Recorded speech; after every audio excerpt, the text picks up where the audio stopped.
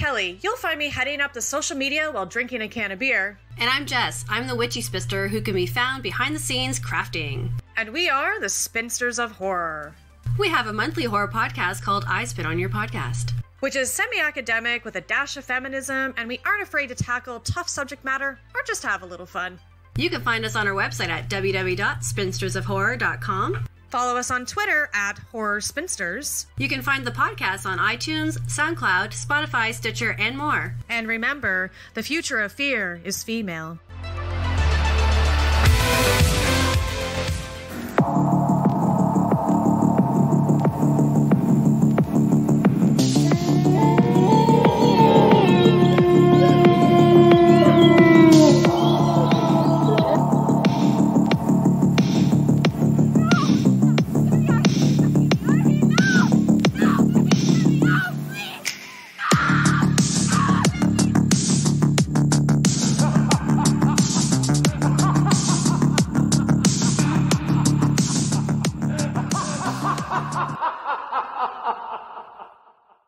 Am I here? Oh, you are here. All right.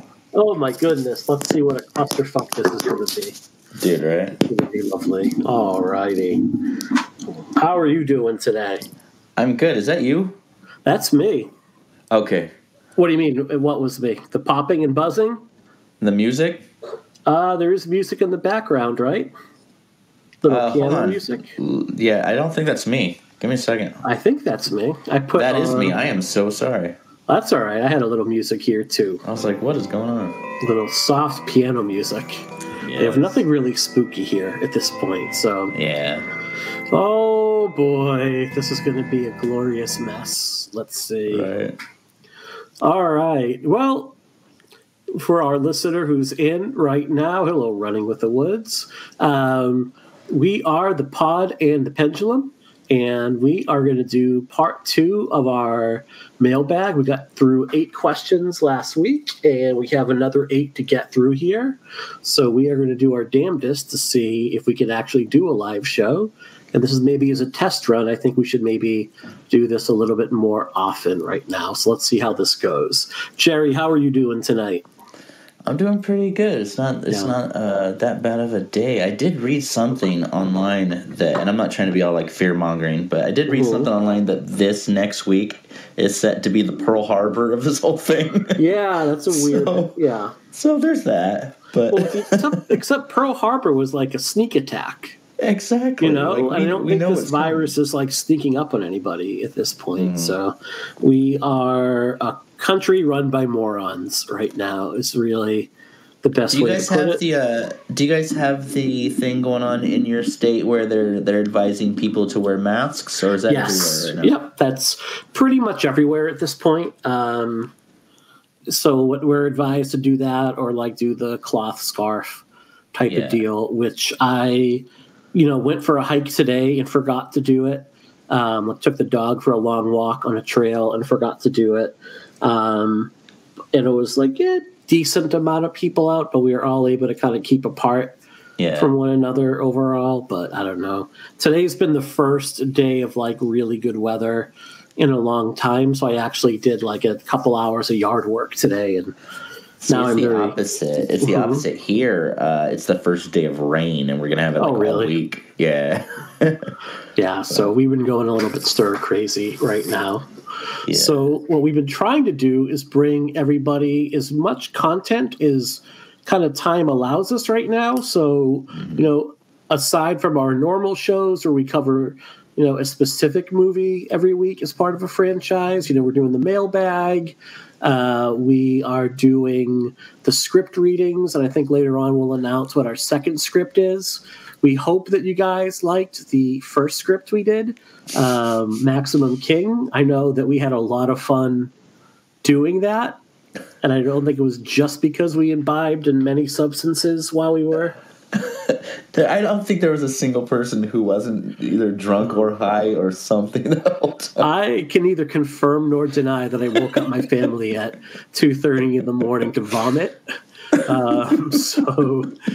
So I at one point looked at how much Jameson I had drunk, and I'm like, yeah, was meaning to save that. So, well, what's funny is in the middle of recording, I was like right before one of my lines, suddenly a message popped up, and I think it was from you saying, "I am so drunk." Yes. How is everyone doing? I'm pretty, yeah. And everybody just kind of ignored it, but we've picked out. What's our next script? Do you want to?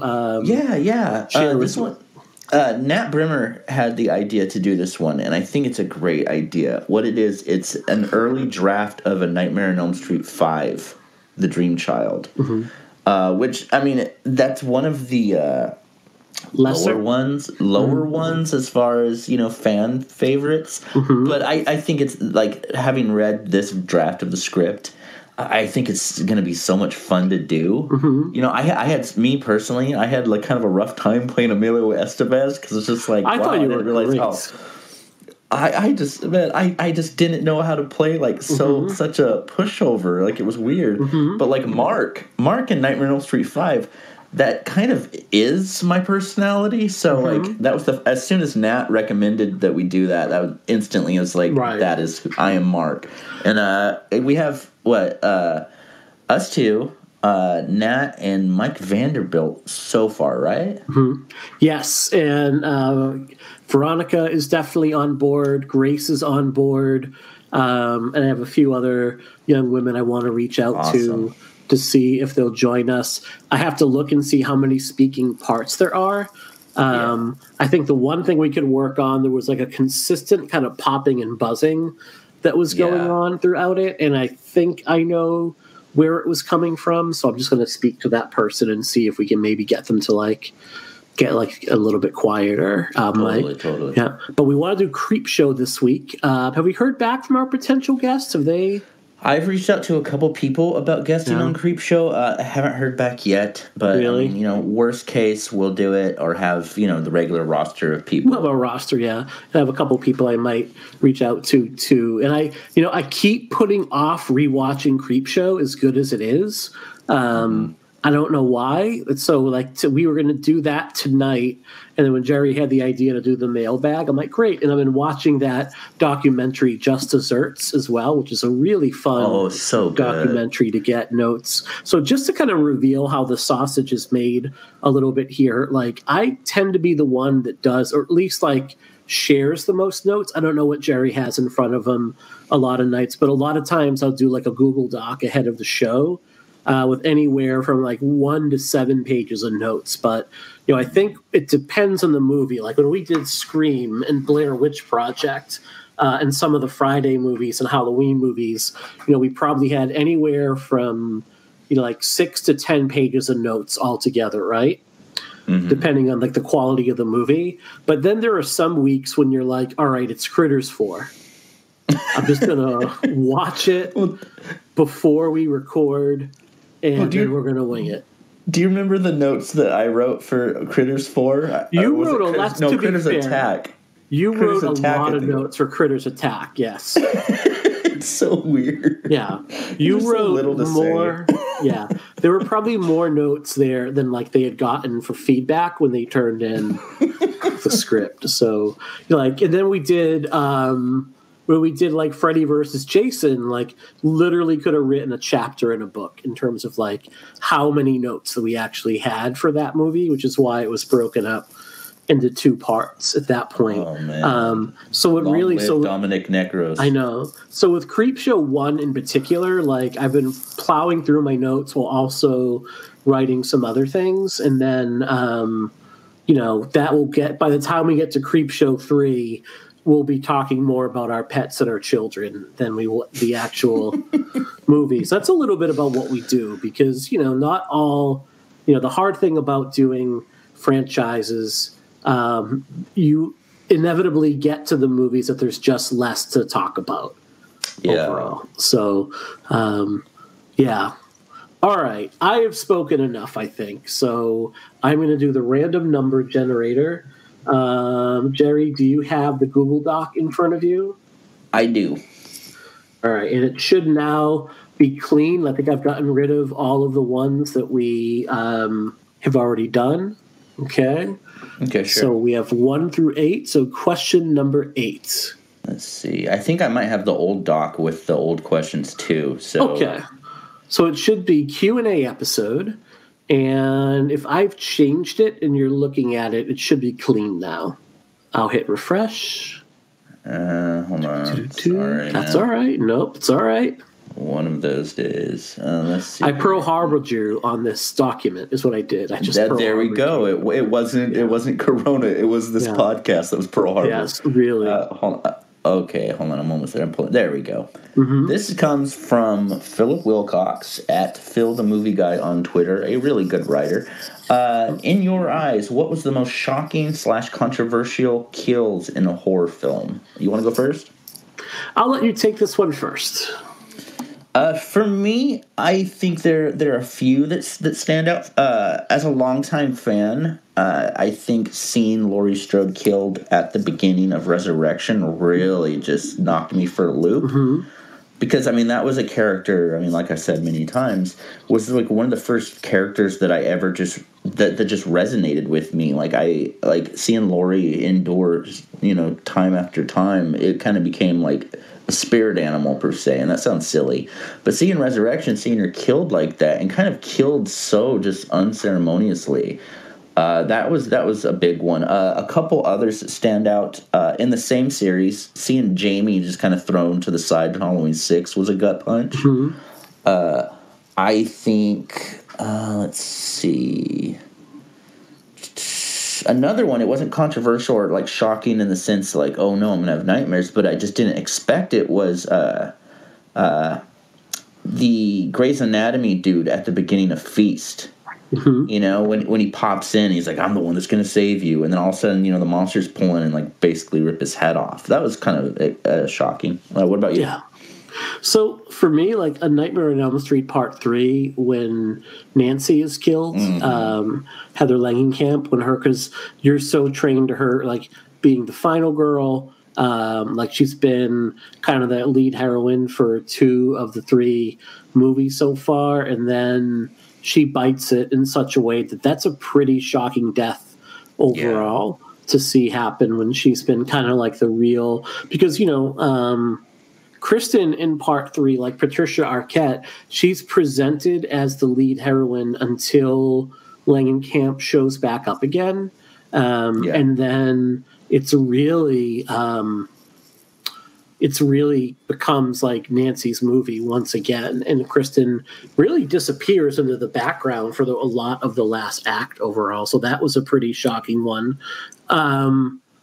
I'm not a huge Saw movie person, but I still think that it's a pretty shocking moment at the end of, I think, Part 3 when Tobin Bell is killed off. Especially because he's still the lead villain in all the subsequent movies, even though he only appears in flashback form. So that's a pretty ballsy choice to go that way creatively. To me, in terms of shocking as well, the end of Inside is still one of the most really gut-wrenching, bizarre, twisted movies I think I've ever seen.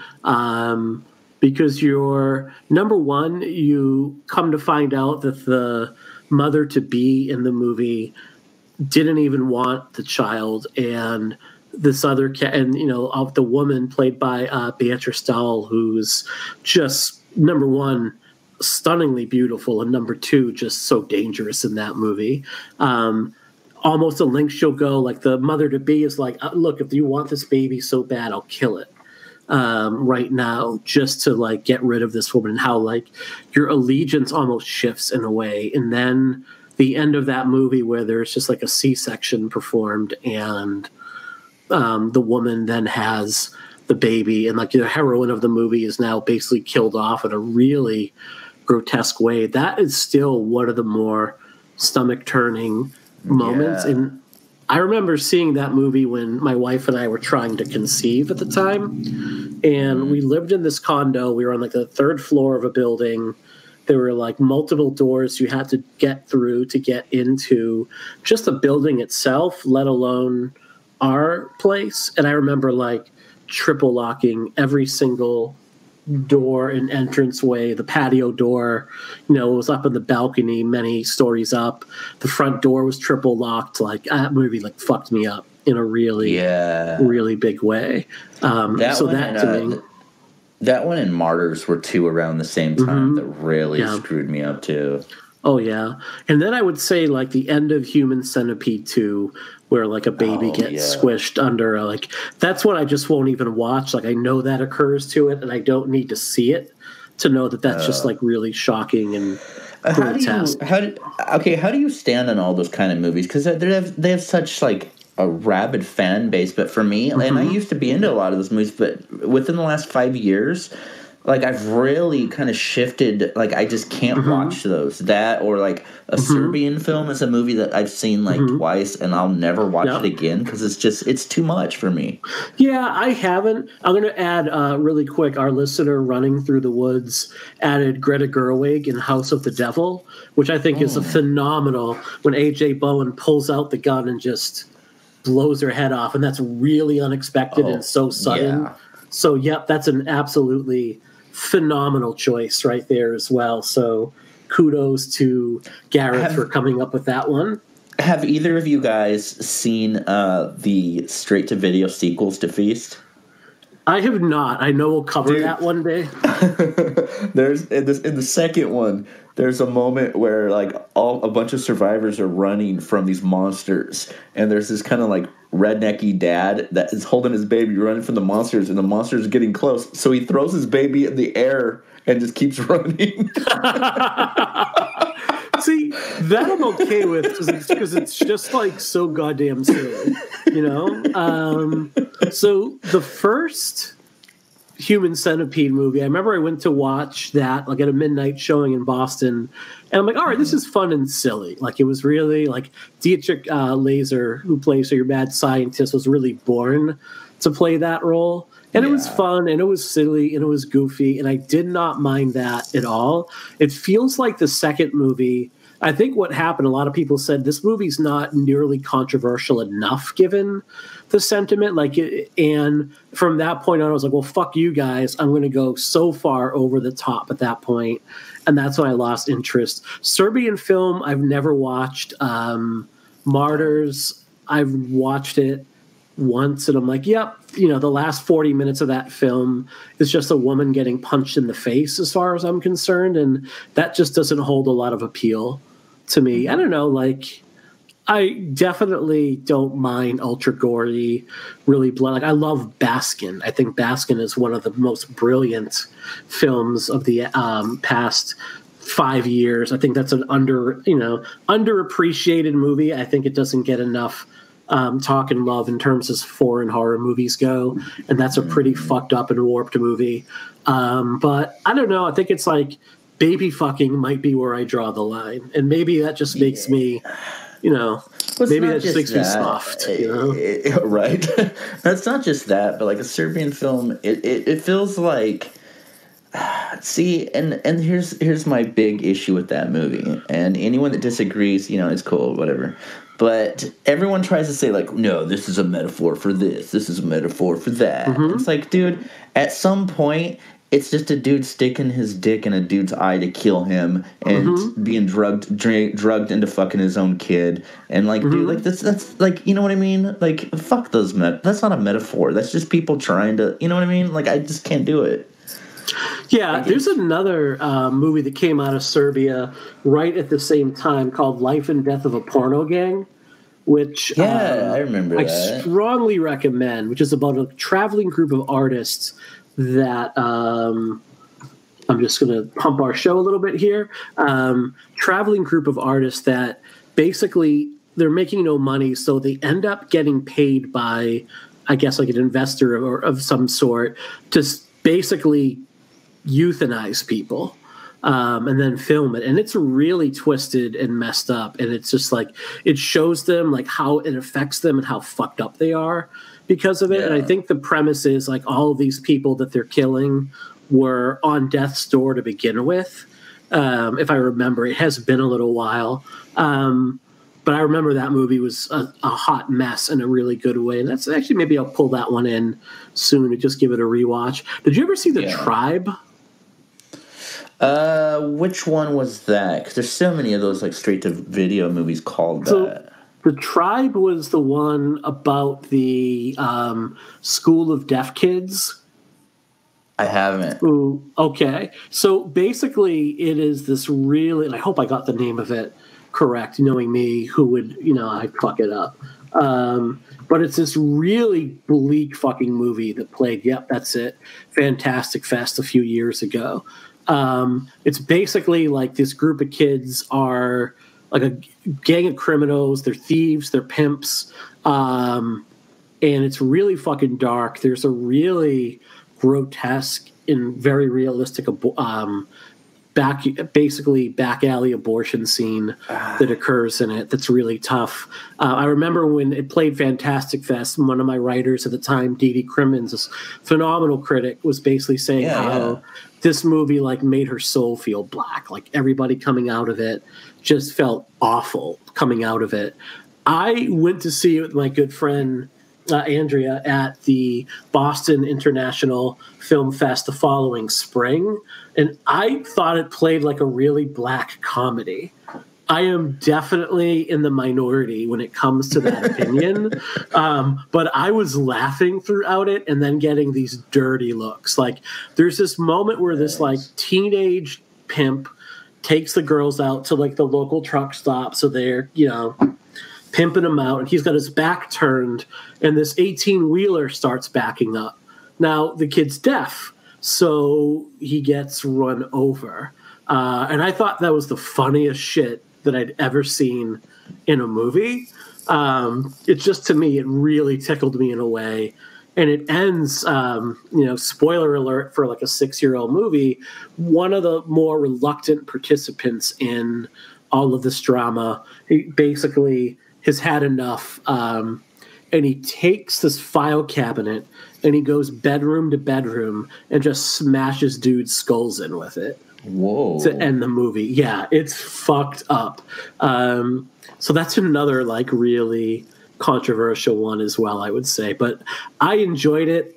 I took it as a black comedy, but what do I know? People can tell me that I'm like weird for thinking that. So, all right. Do you have any other? Yeah. What was the? This is one that really messed me up, and I'm trying to come up with. Let's see. It was a movie that Draft House put out. It was a foreign movie. It came out of Fantastic Fest a few years ago. I'm trying to find it right now. Oh God, what was it? Damn it. Never mind. But it's about this kid who is a Christian, and he kind of goes to stay with this family who doesn't believe, and it gets very abusive, and the father basically tortures the boy into denouncing God. I've seen this and own it, and I can't think of the name of it. It's dude, like I was quoted on one of the posters, and I don't even remember the name of it. Nothing bad can happen. That movie, so good. Oh yeah, that movie is so good. And I mean, I'm very vocally not a Christian, but that movie is such a good example of someone that is being so in tune with their faith that no matter what happens, it will not shake that faith. And that movie has one of the most heartbreaking endings around. But like, God, that one messed me up. How about the Snowtown Murders? Did you ever see? Yeah, that's another really good one. An Australian movie about, and it pretty much plays it straight about this real life series of death and murders that went down in a really tiny Australian town where they ended up finding like a lot of bodies in barrels when all was said and done. That's another very kind of like fucked up movie. That one and Found was another one I really liked. Do you remember that one? Found. I remember I think we even screened that in Boston. That's the one about the kid that wants to make monster movies, and he's just really kind of messed up, correct? And his older brother is a murderer, and he finds the head. Yeah, he finds the head in his brother's bowling bag. Oh, dude, that movie has such a crazy ending. Yeah. Yeah. I think we actually, if I remember correctly, we screened that in Boston in 2011 or 12. Like, it's been so long now. All right. I think we can put that one to rest. I have come up with question number 4. Jerry, do you want to go with this? Dave? Okay. Number 4, Dave Gabbard, who is at chief_broom73 on Twitter. Top 10 horror movie endings. Let's go with 3 because 10 will be crazy. We'll be here a long time. Top 3 horror movie endings. Ooh. The first one's going to be obvious. I do think the end of Halloween is one of the best endings of all time because no matter how old you are, however old you were when you experienced that movie for the first time, you know, I've seen it with my kids when they were like, I don't know, 4 or 5, and the ending hit them a certain way. I've had grown adults see it for the first time with me, and it hit them a certain way. But one thing you cannot deny is that ending, the first time you see it, it is such a, like, what the fuck moment in the best of ways. I love that one so much. Let's see. I'll give my number. I'll give one. Yeah. And we'll go back and forth. Cool. So I think it's obvious for anyone that knows me. I'm going to go with the end of the Blair Witch Project. Oh, yeah. Because it, just like Halloween does, it's a movie that leaves the viewer with a lot more questions than answers and no sense of finality whatsoever. Like, that movie is still, you long after you leave the theater, you're questioning what you just saw, what just happened, what's the next thing that's going to happen. And that image of Mike just standing in the corner and the sight of, like, basically, that Heather is just dropped and hits the ground, and then it fades to black with the camera just going out of focus, and you just hear the whirring of the camera, and that's it. That, to me, is still one of the finest pure moments in horror overall, and that tied in everything that had gone on before it just so well, and it scared the bejesus. It really scared the bejesus out of me. Oh, yeah, I'd have to agree with that one. My number 2 would be the end of The Exorcist 3. I love The Exorcist 3, like, almost as much as I love the first Halloween. It is a movie that, like, I saw in the theater as a kid, and it was, like, it's not a movie I discovered later on in life. Like, I loved it right from the get-go. As a kid, I thought it was scary. As an adult, I think it's scary, and it also has a lot to say about faith, the lack of faith, friendship, evil. Just, it has such good statements on evil in general. And if you've read the book Legion by William Peter Blatty, it's such a kind of poetic at times story, and the way that it's written, the film, it gets you really into the characters. Like, you care about Kinderman, you care about the relationship between Kinderman and Father Dyer. So when Father Dyer dies, you kind of feel that loss that Kinderman goes through. So where by the end, the whole movie, Kinderman's questioning his lack of faith, what he believes and what he doesn't. And at the end, when it's just like he feels like he's about to die, and he just starts screaming that long rant at the demon. And it is, I think, one of the best monologues of all time. And I think it's so fucking good, so good. And also, having him just, like, address that immortality and faith and everything at the end of the movie. If you've read the book, they don't really go into it in the movie, but in the book, Kinderman's starting to kind of feel the early onset of Alzheimer's and dementia. So he's trying to figure out what he believes and who he is and how he feels about his life, while dealing with this case that could very well be his last one. So in the film, when he does that big monologue, it's even more powerful. It is very much so. Yeah, so that ends, that monologue. I fucking love it so much. Yeah. Joe Dante's The Howling. The end of that movie is so gut-wrenching and so beautiful. You have Dee Wallace, who's just been put through the ringer from the first minute of that movie and everything she's gone through, and just of all the persons who betrayed her trust along the way, like her husband who turned her back on her and essentially leaves her for the tribe. Her therapist or psychiatrist who she was supposed to trust, who's been in on it, like everyone that's burned her. And then she knows the monster she's become, and she knows what she has to do. But she also knows that no one is going to believe her story because it's just so outrageous. So she transforms. She basically sacrifices herself live on the air and sacrifices herself. But then, if I remember correctly, it cuts to people watching at home, and the reaction is kind of like, look at the special effects they can do.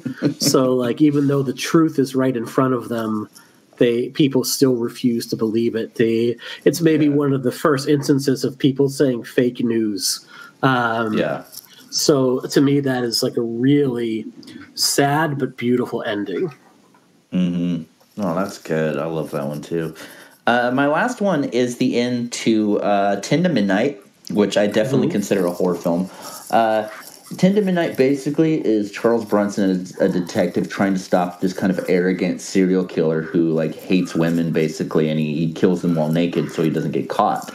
And the whole movie, Bronson's like kind of losing his grip on everything because he knows this guy's guilty, but the guy is so like squirmy that he's able to get away with stuff.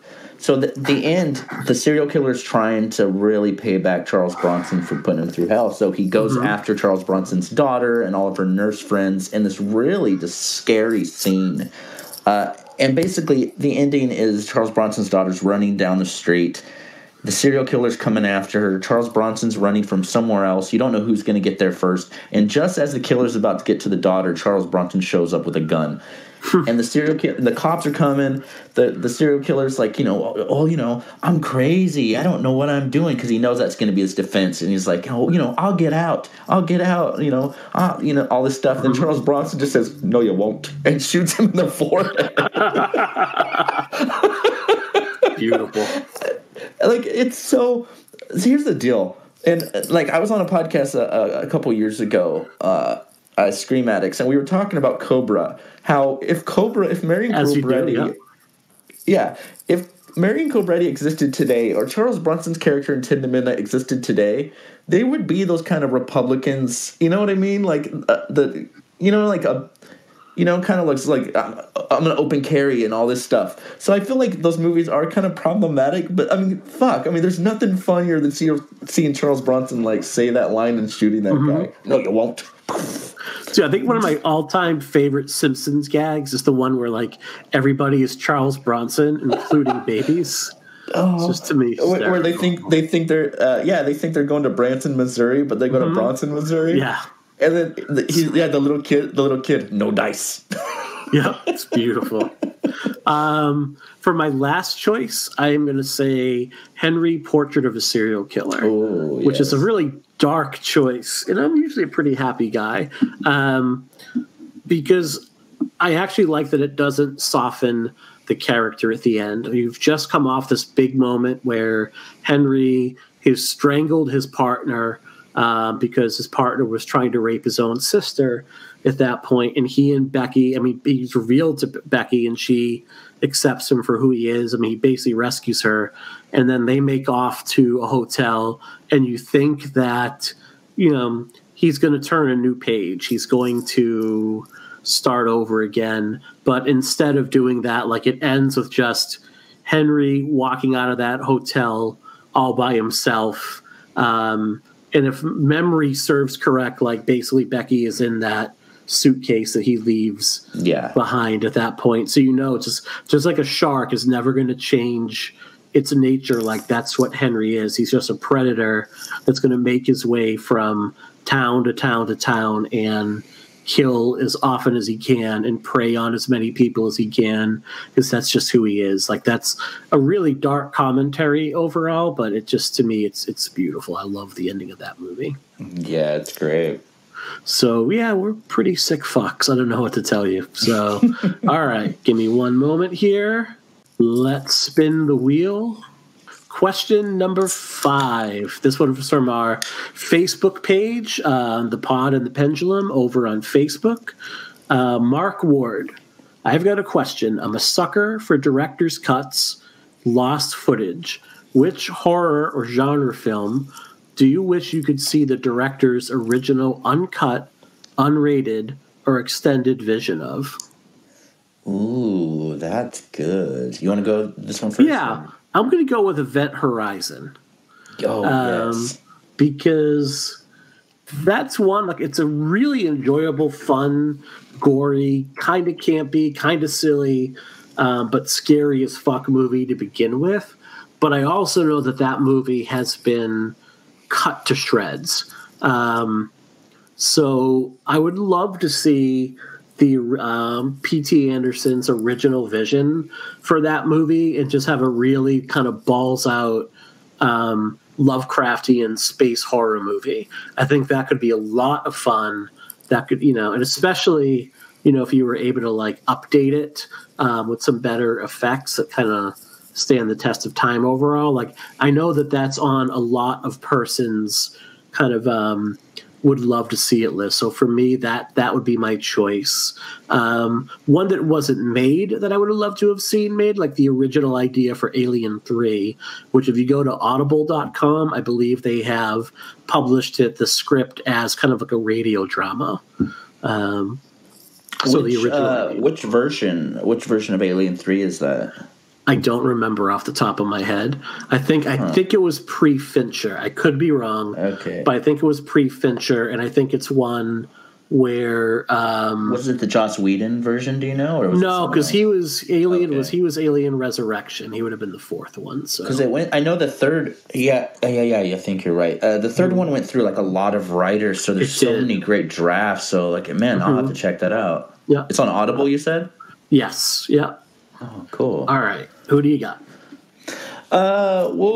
Speaking of director's cuts, really quickly, one that recently came out that I would recommend is Doctor Sleep. Like the theatrical was so much like it was enjoyable, but the director's cut, in my opinion, is one of the best movies I've ever seen.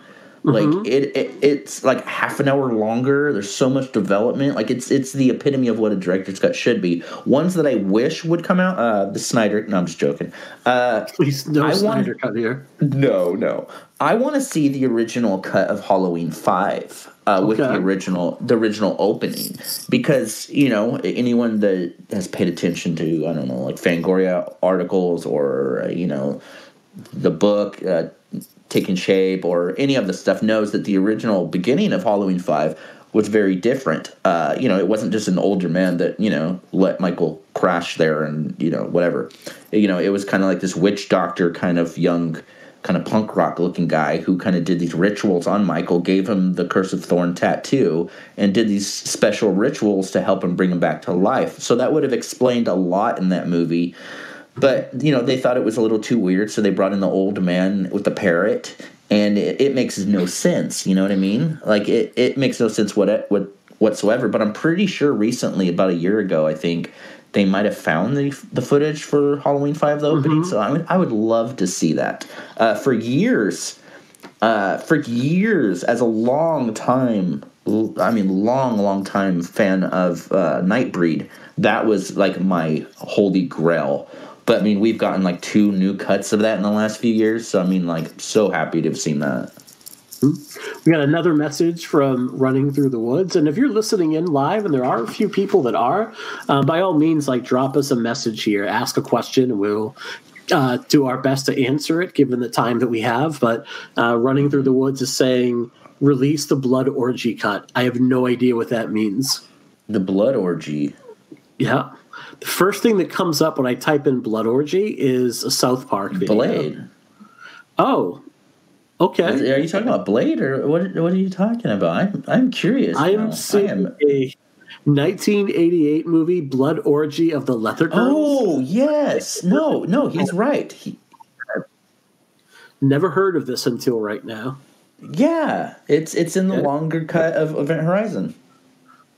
What now? It's the longer cut of Event Horizon. Okay. I have no idea it was ever referenced as that. I am an idiot. All right.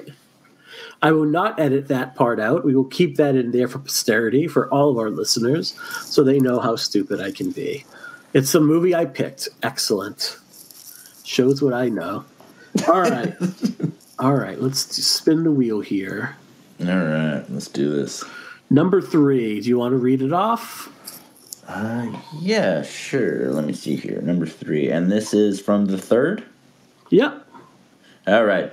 Number 3 comes from the 3rd, and he is at at DMMusic3rd on Twitter. He says, I wrote this to Fangoria too. Why on earth has there not been a definitive Halloween documentary? Every franchise has a 4-hour-long doc, and I demand a Halloween one. Maybe not a question, but I had to vent.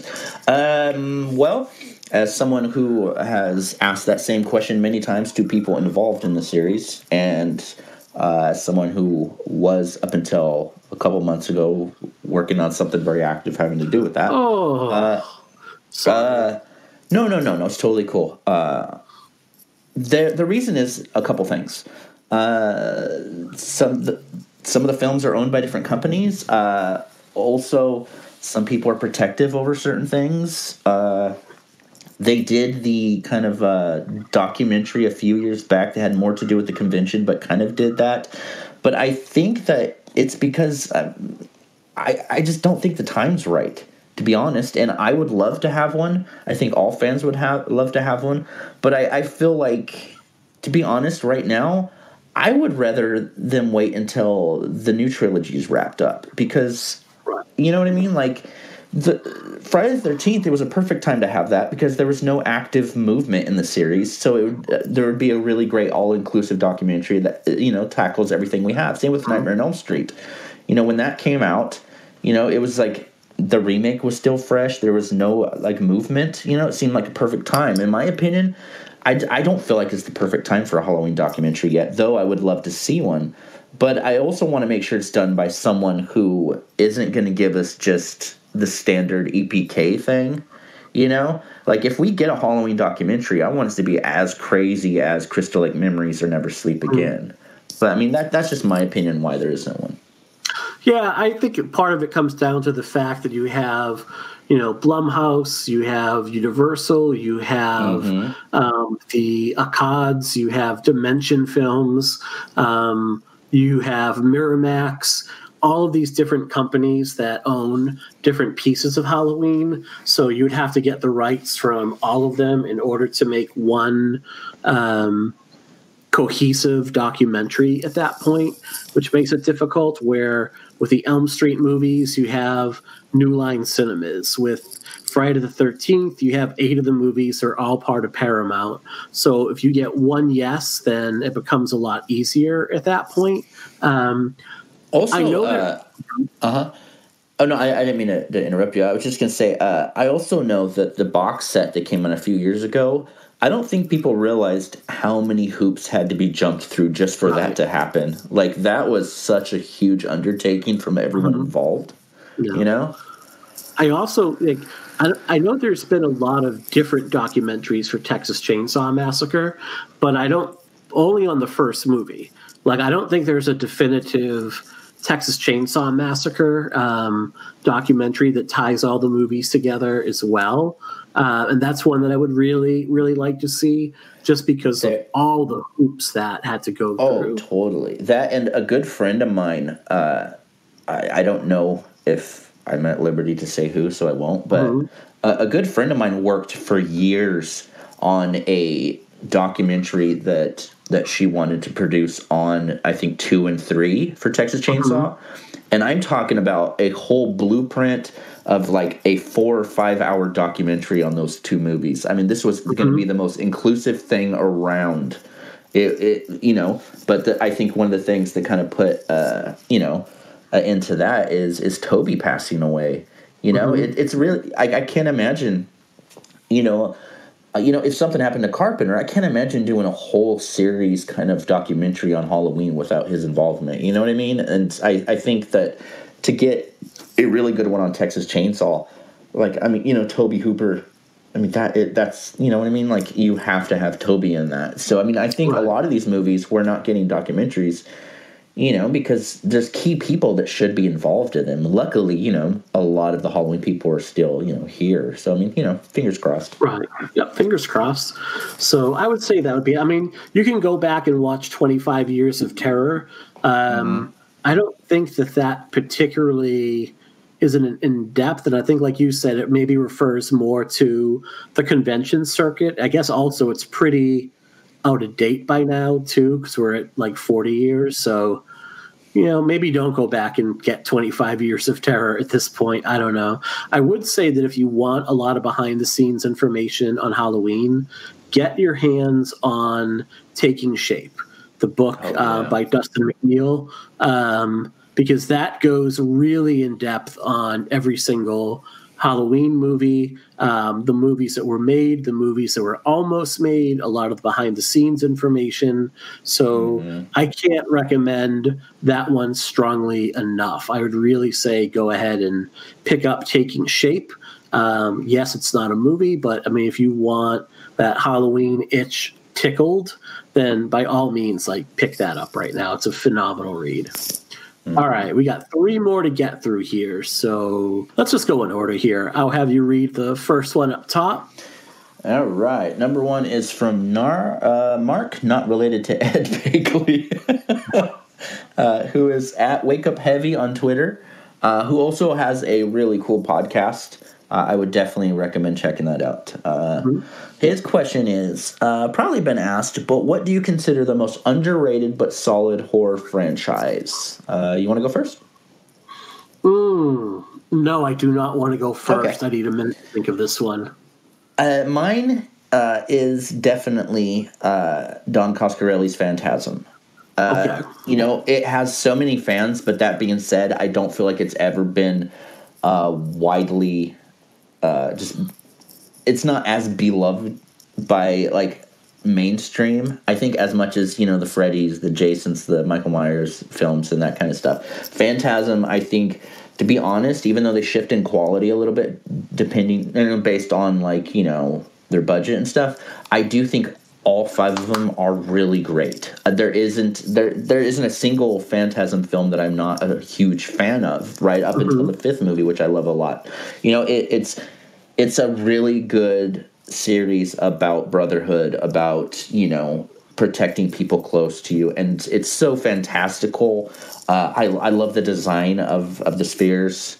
I think the Tall Man is one of the most underrated horror icons around. And I just love it. It's one of my favorite franchises around. That's a really good choice. And I think because of all the blood, sweat, and tears that goes into that. What is the name of the book that Coscarelli wrote about making Phantasm? I can't remember the name of the book. I have it somewhere. But I think it's about just his career in general. But there is a book that I think... Did Dustin McNeil write it all about Phantasm? Phantasm Exhumed, I believe? Let's take a look right now. Let's fire up the old Google machine. Yeah, Phantasm Exhumed is great. Great. Let's see. That would be by Dustin McNeil. There we go. The Unauthorized Companion. So Dustin McNeil The Making of Freddy versus Jason is one of the books that he's responsible for putting together, Taking Shape. True Indie is Don Coscarelli's book. That is the book about the making of Phantasm as well as other movies. And then, so right now you could get, if you're a Kindle Unlimited member, which is their version of Netflix for books, you can get it for $0 to read or $3 to buy on Kindle. So I think I'm going to be spending a few bucks tonight to get this. That is awesome. So we're eventually going to get to the Phantasm movies, which are super fucked up and wonderful movies. I am going to go with a series that has never made it to the big screen. And it was a straight-to-video series from Full Moon back in the 90s. It's probably my favorite vampire series. I think the Subspecies series, especially the first two to three movies, are so incredible and underappreciated. You have Radu, who's just fucked up, at a time where vampires were getting more romanticized and not sparkly. This is still way before Twilight, but you would get your handsome lead to play the tortured vampire soul. Full Moon goes the complete opposite direction, and you have basically, if the Crow was strung out on heroin, you would get what Radu looked like, and they're super bloody. Granted, they're pretty low budget, but the biggest thing that they were able to do was basically shoot in Romania in these old castles, and it just gives us this really creepy, scary, gothic feel. I would absolutely recommend that. I guess if you want to get your fix, you can try the Full Moon channel on Amazon. It's like $6 a month, but there's a free trial, and all of the subspecies movies are on there. So that's a series I can't wait to get to. I love me a good scary vampire. Speaking of that series, if you obviously not lately because of the Corona stuff, but when conventions do start again, if any of you are lucky enough to go to any of them, if Full Moon is there, they always have some of the best deals on their movies. Like I think I got the first 3 Trancers movies on Blu-ray for like $20 or something like that. Like, they cut good deals. So I mean, it would be so cheap for you guys just to pick up like Subspecies 1, 2, or whatever, like blind buy. Even if you don't get a chance to check it out, they're worth it. I agree, they're great. Those are really phenomenal movies. And I would say like some movies that got kind of like crapped on a lot when they came out. I love the Paranormal Activity series. Me too. They kind of rotate in quality. Like Part 2 is not that great. Part 1 and 3 are bangers. Part 4 is pretty good. I think that after a while they maybe ran their course, or people kind of started to tune them out a little bit. But I really enjoy those movies by and large. It's another series. Do you I don't like think the marked ones?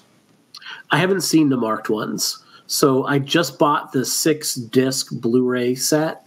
It's not really a set. It just basically you get this really thin case and 6 discs on it. But I would have to watch that. I would also say, like, I think people like the Final Destination series, but I don't think people remember just how big those movies were back in the 2000s. It was really like what took the ball from, it took the ideas that Scream had going for them, but instead of just like copying them, like movies like I Know What You Did Last Summer did, and Urban Legends did, it did its own thing, and it did it in a really fun way. So that's another series. Like Brian keeps suggesting it, and I know that I want to do it, but then like something else comes up, and we'll definitely get to that by summertime. I think we will have. One more series that I really love, and it's not horror, but it's kind of genre heavy. That I love almost as much as I love the Halloween movies is the Trancers films.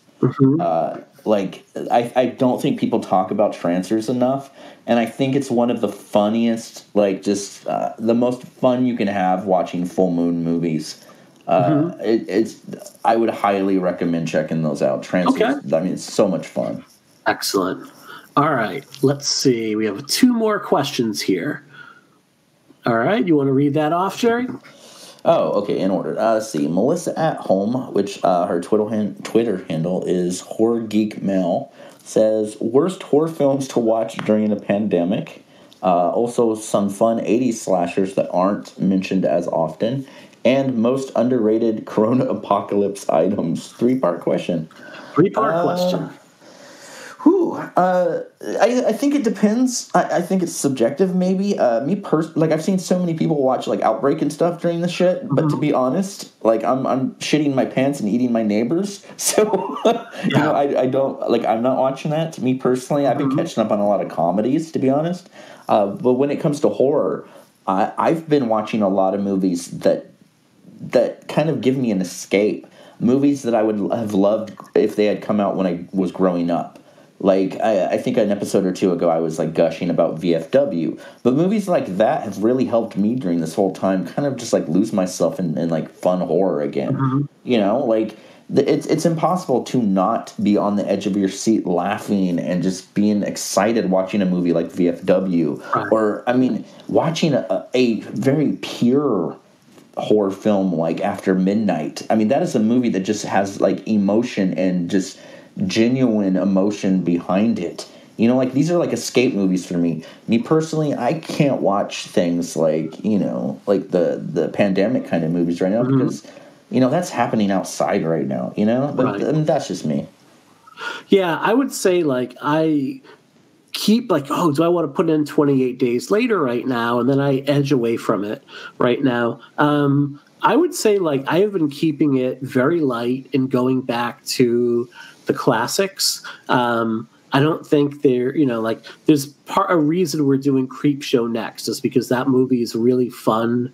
And yeah, it's bloody as hell. It's got some phenomenal effects by Savini. But to me, it just brings me back to being like a third grade kid and feeling like I got one over on my parents because I wasn't supposed to be watching movies like that. And here I was hiding in my grandmother's basement, like watching that movie. The Elm Street series, the Friday the 13th series, like going back to the classics for me, like the movies that make me happy to watch. Like I'm definitely planning an Elm Street rewatch this week in particular, just because I'm writing about that movie for a project I'm working on right now. Like that's the chapter I'm working on, so I need to go back and rewatch it to take some notes, but also because I just love those fucking movies like that. You know, when you talk about how much Jerry loves the Halloween series, the Elm Street series is that for me. I would say like really bleak horror movies right now are something that I'm avoiding. I'm definitely not like, like the pandemic movies are ones that have these really grim endings. As much as I like mentioned Henry Portrait of a Serial Killer earlier, like right now, that's not something I would put in. Yeah, so that's what I would say. Fun 80s slashers. Jerry, this is going to be you because you are the expert on this. I think ones that really aren't mentioned as often. I love Joseph Zito's The Prowler, which is the movie that basically kind of got him final chapter. You know, like I think The Prowler is so underrated. It has some great kills. The mood. I mean, there's like smoke in the air in almost every shot. You know, like it just has this vibe to it. I love it so much. I think the original Prom Night really isn't mentioned as much as it should be. I mean, don't get me wrong. I love the kind of like renaissance of Prom Night 2 fans because that movie's fucking weird and insane. But the first Prom Night, first Prom Night, it's like everything that I kind of love about like Canadian horror.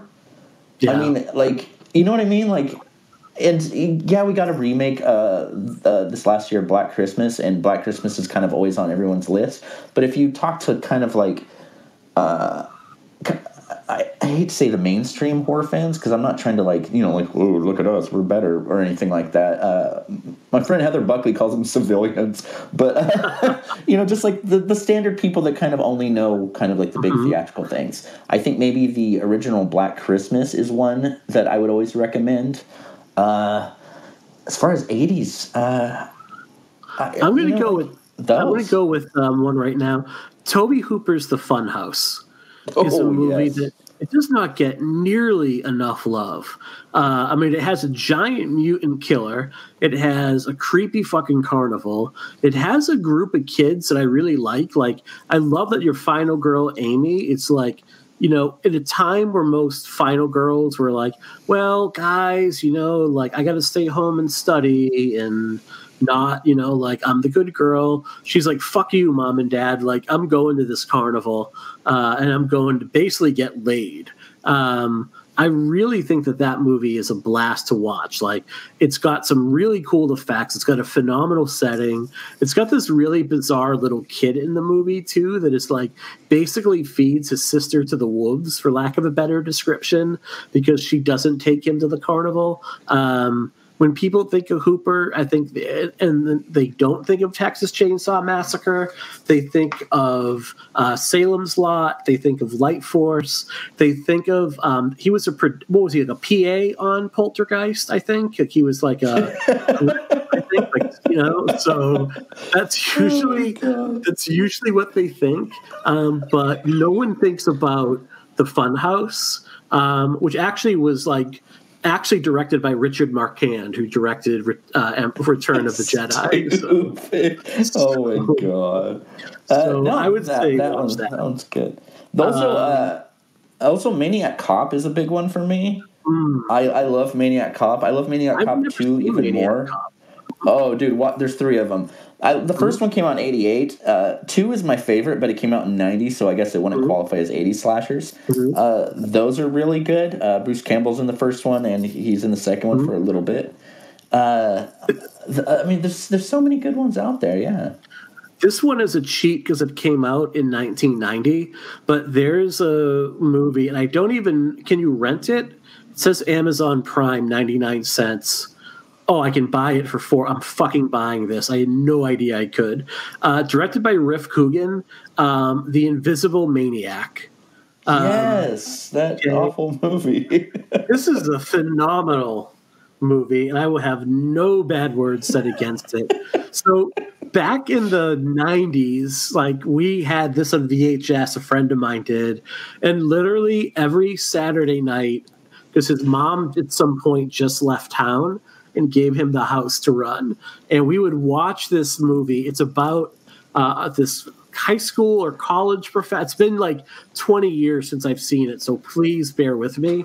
But it's about this teacher that looks like kind of looks like Walter White, if I remember correctly, and he gives like a De Niro-esque performance as this guy that like comes up with an invisibility formula, and he's absolutely fucking bonkers and over the top. It stars a number of like 80s adult actresses in it, in like actual roles in the movie.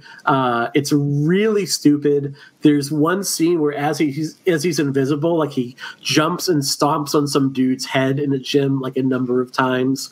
So you can rent it for $1 on Amazon Prime or buy it for $4. I would recommend it. I probably saw this movie 20 times. Like, it was this, Texas Chainsaw Massacre 1 and 2. Those 3 movies were like the 3 VHS tapes this dude had. So every Saturday night, like some rotation of 2 of those movies went in around midnight, and we would just stay up watching them. So definitely The Invisible Maniac.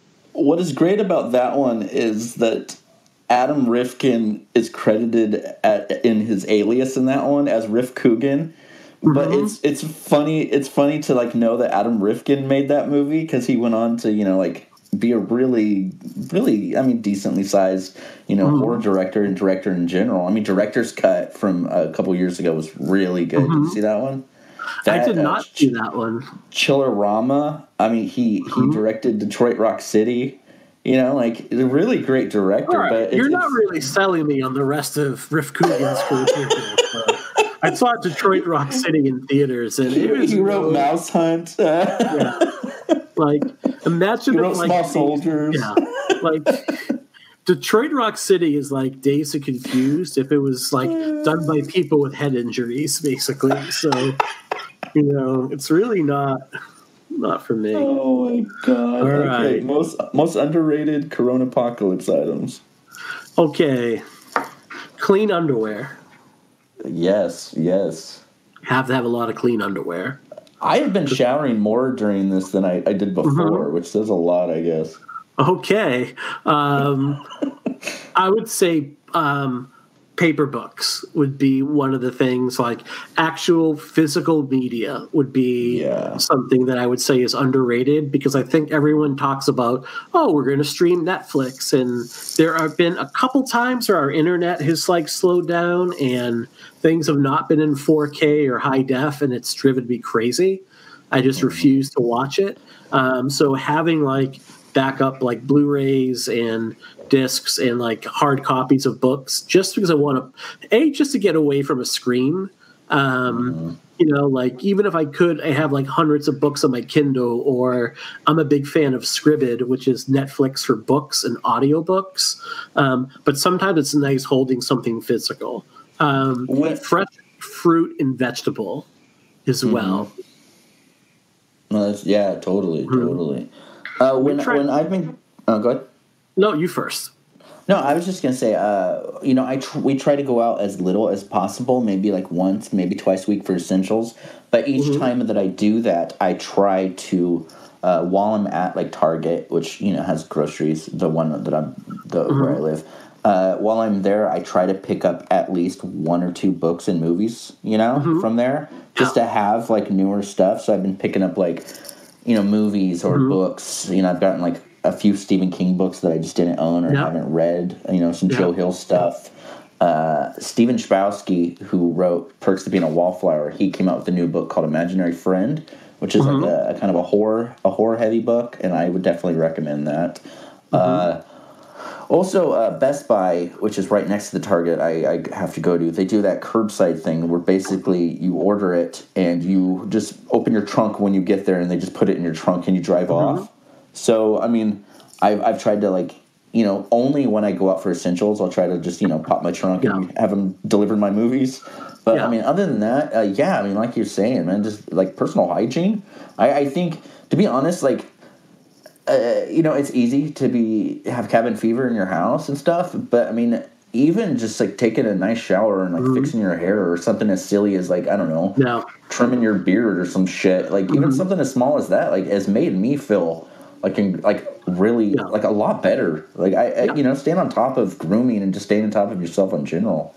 Yeah, it does go a long way. I would say, too, we have a trampoline in our backyard, and that has been a lifesaver for our daughter because, about 20 times a day, she'll just get up and stop what she's doing and just, jump on the trampoline for 10 to 15 minutes and do flips. And today, I would throw her the Nerf ball, then she would throw it to me, and she would try to catch it or throw it while she was jumping. Was really cute today. She brought our dog onto the trampoline and was trying to teach her to jump on the trampoline using cheese treats. So she would hold the cheese up and the dog would have to jump and she was trying to get her to bounce on the trampoline. So I thought that was really cute. That's just been a way to get a lot of physical activity in. And have just kept her super, super busy as well, which is really nice. I was just say my kids are very outdoorsy kind of kids. So this whole thing's been hell on earth for them. I've tried to incorporate a lot of things to do inside if they can't go outside. There's this funny but weird awkward YouTube channel called Cosmic Kids, and it's basically cartoon and kids movies themed yoga. And so my kids would just do that for an hour and they'll be so cool. Into it. Yeah, totally. They'll have Star Wars based yoga or Harry Potter yoga and stuff like that. So I think just try to think outside of the box. My wife and I, we wrote this big murder mystery dinner that we're going to do this week with our kids. The whole plot, characters, all this stuff. It's going to be a 1920s speakeasy with mobsters and stuff. Yeah. I just think ingenuity is the most underrated item. Yeah. Use your imagination, basically. We've done a decent amount of trail walking because we're able to do it and keep socially distanced and walk our dog and get a lot of fresh air. And we found another trail that we're probably going to do tomorrow that's really wide open and an easy walk. So we're kind of excited to kind of do that to get an hour of fresh air with a dog. So I think it's something we take for granted. But we're really grateful for it. And then, so I would say that would be, clean underwear, physical media, physical hard copies of books and discs, because, streaming can only, sometimes if streaming cuts out or if the power goes out, which I'm sure is going to happen at some point, just having the stuff there, fresh fruit for us, when we do our shop, and then just shit to do. All right. I've been renting really quickly. I've been renting a lot more movies than I usually do. I'm usually strictly physical media, But there's so many people affected by this, so I've tried to rent as many indie movies as possible. Yeah. Last night I rented and watched Scream Queen, that documentary on Mark Patton. Ooh, how is that? I really enjoyed it. There was a couple things about it that I was just I feel like maybe if it didn't involve Mark Patton as much as it did, and I don't mean that against no. I don't mean that against him. I mean it has a lot of really great things to say, but I think sometimes it kind of just stews on his feelings about it. He has this grudge with the writer, and rightfully so. It was a really fucked up thing that happened, but at the same time, they almost spend way too much time on just that while also trying to explore these really thought-provoking things. But, I mean, I still enjoyed it very much. I would definitely recommend it, you know? You know, it's funny. Like, I listened to a podcast earlier today. They did, like, a bunch of shows on just the Nightmare on Elm Street series. I think it's called An Elm Street Nightmare. And overall, it's a really good listen. Nice. They're like less than an hour each. It's a fun listen. But I remember they both said, like, the Elm Street 2 is the movie that fans don't really like. And it's, like, considered by many as the worst of the bunch. And I'm like, I don't think that. It's in my top 3. Like, I have it at a solid number 3.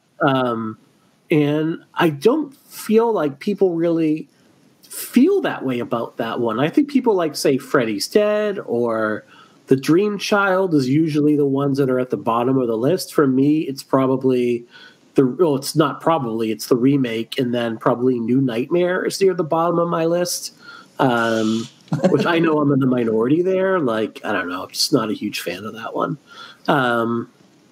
I love it. Yeah, so love it. I love part 2. So I can't wait to get to the Nightmare on Elm Street series. I love those movies. No, those are going to be like 3 hour. Those are going to be like 3 hours. Yeah.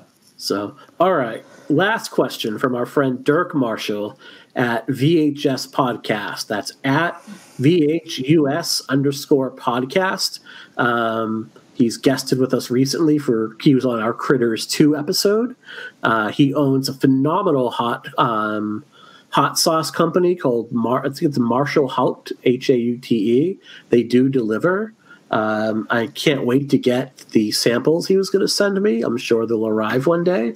But he's a friend of the show. He wants to know, when will you tackle the Prophecy franchise? Yeah, it's a franchise. No one knows it, but it Lord. Is. Oh, boy. To be honest, I've only seen 2 of those movies. The first one, which I enjoyed, and the one with Danzig, which I've only watched once. And I feel like maybe that was one time too many. So I'm not familiar with it. Like, the first one it was okay. I've seen part 1, I think, but I don't remember a thing about it. You haven't seen the one with Danzig where he's like a evil angel? Definitely have not seen the one with Danzig. So, all right. I don't know. I mean, I don't know if we'll get to it. Honestly, don't know if we'll get to it this year, because I know there's a lot of things that we want to get to. I'm sure we'll eventually get to that movie series, but I can tell you what we do have coming up. We have the 3 Creep Show movies are going to be the next series we do, and I think that when we talk about Creep Show 3, we're going to pepper in a fair amount of talk about Creep Show, the television series, as well. Because I just don't think there's a lot of meat on the Creep Show 3 bone to go over overall. I mean, I think that's kind of regarded as just not just a bad movie, but like an atrocious movie. So it is. It is. And as much as Creepshow the series is a bit of a mixed bag, like, I really wish they would have done more with the actual Creep Master and maybe tied everything in together. It does have some very strong episodes to it, so I think we'll add at least a little bit of discussion about that. From there, we're going to do the Alien series. We're going to do the original 4 Alien films. And then we're going to do Prometheus and Covenant, and we're going to save Alien vs. Predator and Alien vs. Predator Requiem for when we get to the Predator series. That's going to be interesting. That's going to be an interesting series because, usually when we do this, there's at least a couple that, we're not fans of. I don't know how you feel, but there is only one movie in the entire Aliens franchise that I'm not a fan of. I love every single movie. Resurrection is the only one I do not like. Yeah. And I'm in the minority, but I like Prometheus and Covenant a lot. Prometheus is gorgeous. Prometheus is one of those movies where every single frame that is shown on screen, you could take a still shot of it and then just frame it and hang it on your wall. And I love that it went with these beautiful, ambitious ideas. I have no beef with Prometheus. And then Covenant is also like strong, and again, very dark finish to that movie. And what's funny about Covenant is they went in the opposite direction, and I thought they had too much of the xenomorph in it. Like, I found the xenomorph to be the least interesting thing about that particular movie. Yeah. So, you know what's funny is we should also, I mean, we're not going to, obviously, because this is a joke, but we should also throw Life into that mix, because I think Life is more of an alien movie than even Covenant was. That could be our one-off, like our palate cleanser. When we get to it. My daughter and I on Friday, we started to record a commentary for The Fog, and we were recording it in a web browser. I don't know why we were doing it that way, but we were.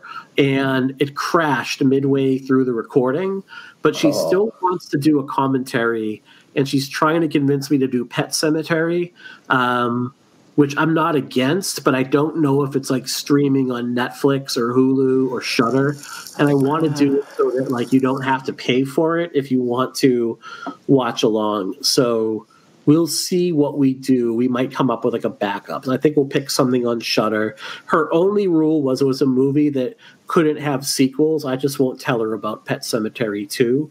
If we end up going that route, because she's 9 and she doesn't really know how to use Google yet that well. So we'll pick something. I wanted to do Cooties because I think Lee Whannell's Cooties is so fucking great and has such an awesome premise, and she would have a lot of fun with it. But it wasn't. It was streaming for a while on either Netflix or Hulu, but it's not. But that'll be a bonus show. And then we have some other. We'll do Elm Street by this summer, I think. And I know Brian wanted to do Final Destination. So that's what we have kind of coming up. And I think Jerry will have, like, in between that, Jerry will have a couple of things. What are you kind of jonesing to do right now? Like, you had Critters as your last pick. What series are you jonesing to do that has, like, 28 parts to it and only 2 of them are any good? I think the only big series, like as far as big series, long ones that I would love to do would either be The Nightmare or the Texas Chainsaw movies. But as far as smaller ones, I would love to do the Joyride or Wrong Turn movies. Like, yes, we're definitely. I love very few movies as much as I love Joyride 3, and like I have no idea why I love that movie so much. But it's such a fun throwback to 80s slashers. There's one-liners aplenty.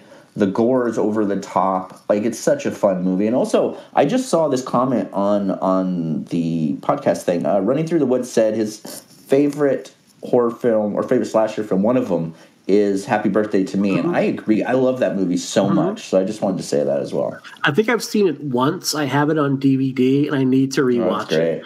I think like what's put me off on rewatching is it's like almost 2 hours long. But I remember really enjoying it. I remember being like really like shocked by the ending of it too. So that's definitely due for a rewatch. He's also said we need to do Hellraiser. And again, like that's definitely a series we'll get to. Definitely looking forward to doing Hellraiser 1, 2, 3. And definitely not looking forward to doing any of the other ones. So Hellraiser 4 through 20. Yeah, Hellraiser. You know, the Amityville Horror is another series where there's like 39 parts to it, but not all of them are like official sequels. So that's going to be another interesting one. We're going to have to finagle a little bit. All right. Yeah.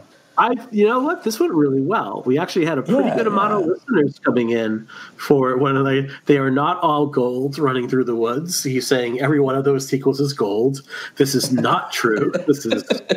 I am about to do a mental health check right now on Running Through the Woods to make sure he's okay, because that's not okay. This is what we would call fake news.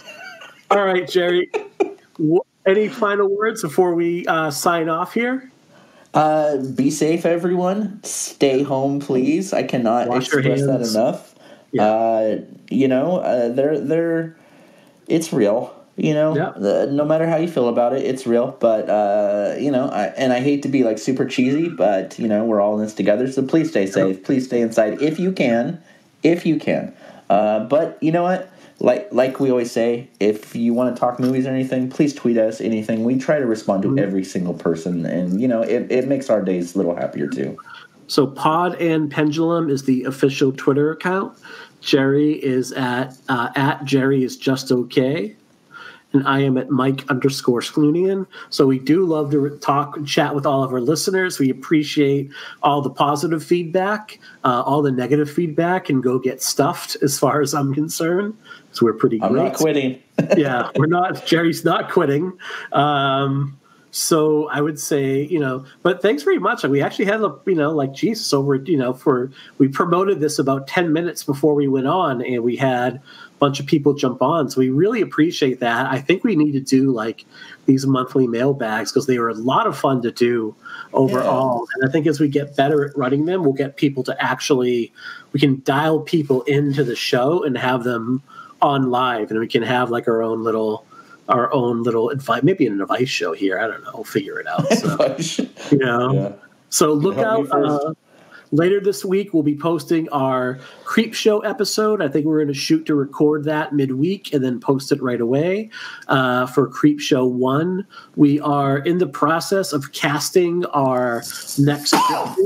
Please check out. The audio quality I know it's not the best, but it was a really fun read, our Maximum King. I thought that was probably one of the most fun things I had done in a really long time that didn't involve touching boobs. So I would definitely recommend you listen to that. We'll have a commentary episode up. And Jerry, tell people about your album before we go. Promote this. Sure. I released an album this week. It's on Bandcamp. You could get it by typing in rainydaysforghosts.bandcamp.com. Basically, I had an idea to do an instrumental album because that's the kind of stuff that I like doing.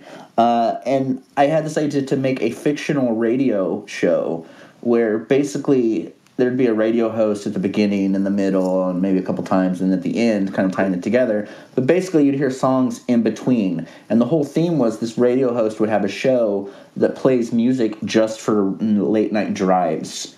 So I had this idea to do an album under the title of Rainy Days for Ghosts, and it's basically an album just to drive through Los Angeles in your mind, or use it for writing soundtrack, that kind of stuff. Very synth-heavy kind of things. Zach Showalter, who is one of my best friends, he played the announcer on it. He did a great job, and I'm already halfway through the second volume, which is going to be a lot more ambitious. Zach's going to return as the host, but basically the whole story is going to be a woman on her way home from work is going to be stalked by a serial killer in a car.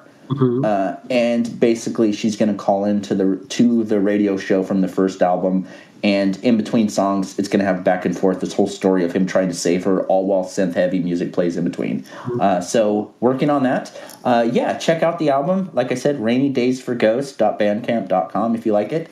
That it's out. I'm so happy that people took time out of their day to buy it, which is crazy because we're all getting hit financially here. So I understand. Stream it, do whatever you want. I hope you enjoy it. That's basically what I've been doing. Awesome, man. What track did Beyonce guest on? Beyonce? She... Sorry. I was so confused for a second. No Beyonce. There's a little Cardi B. No, I'm just joking. There we go. Oh, God. But yeah, there. All right. Everyone, stay home. Boston has just issued a curfew from 9 p.m. to 6 a.m. every day. Wow. So, yeah, that's getting in effect till May 4th. So, everybody, stay home. Be safe. Wash your hands. Hug your loved ones. And have a great night, everybody.